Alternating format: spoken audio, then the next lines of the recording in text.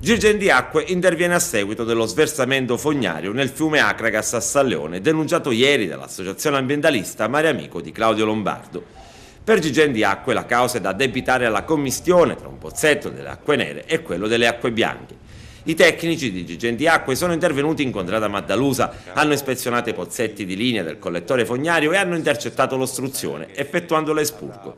Il collettore fognario è risultato occluso da materiali derivanti prevalentemente da stracci. Questo collegamento, realizzato dal precedente gestore, entrava in funzione in presenza di una ostruzione del collettore fognario. In questo caso i reflui confluivano nel collettore delle acque bianche scaricando nel fiume Acragas. I tecnici hanno proceduto alla pulizia di tutti i pozzetti presenti in via Maddalusa.